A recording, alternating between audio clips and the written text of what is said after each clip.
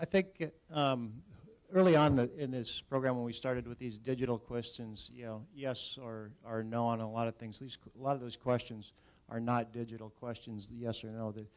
The questions about the resource officers in the schools. Give me some good empirical data. I'm an empirical-driven kind of guy. I'm a numbers kind of guy. If you can give me some empirical data that shows that these really contribute to the bottom line to improving outcomes, then those are the type of things that I'll support. The outsourcing, yes or no? Well, it depends. It depends upon what if we can do something better with an outsourced employer, then there's certain jobs maybe that we should go down that route. But mostly we got to focus on the outcomes. The only way we're going to focus on the outcomes is to achieve smaller class sizes by redeploying assets into using the assets we have available.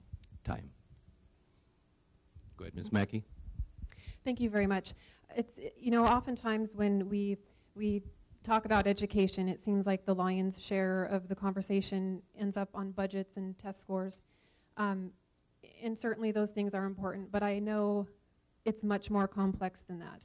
And my commitment as a board member is to be a fair, open-minded, and to provide a really balanced perspective. I'm a parent in the school district right now, and I really care about what's happening, not only for my own children, but for all of them in our city. So thank you very much. Thank you. Mr. Smith. Thank you very much. I appreciate being invited to be here tonight. A lot of your questions that were sent to us and some of the discussion tonight is centered around, obviously, money. And I'd like to just do a little history lesson for everybody in the room. I'm the father of the tax cap. I served on the Assembly for 8 years and saw what was happening to budgets and got active. I wrote the language. I'm not an attorney. I wrote the language. And it's held up for 26 years. In 1975, the school district budget was a little over $72 million. The municipality was $28 million. 8 years later, when unification passed, the school district budget had now risen to $190.7 million, and the municipal government was at $174 million. 26 years later, we're at an $830 million school budget and $435 million municipal budget for a grand total of $1.2 billion. All I've ever tried to do with the tax cap is set priorities. The body that's going to maybe sit around, those of us around this table, will make those kind of decisions, but it's done a good job. Thank you. Thank you. Mr. O'Malley.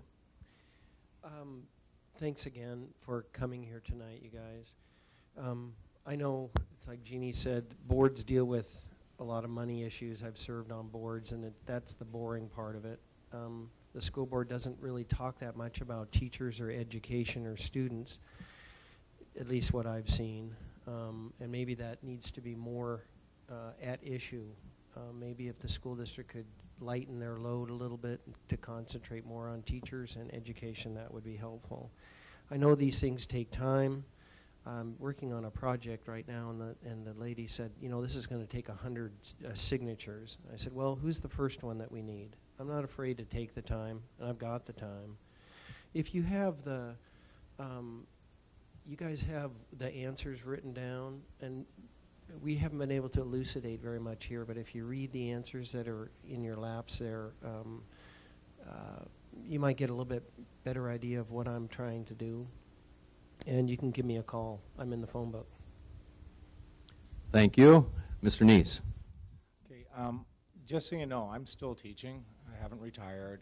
If I get elected, I have to retire. That's the board policy.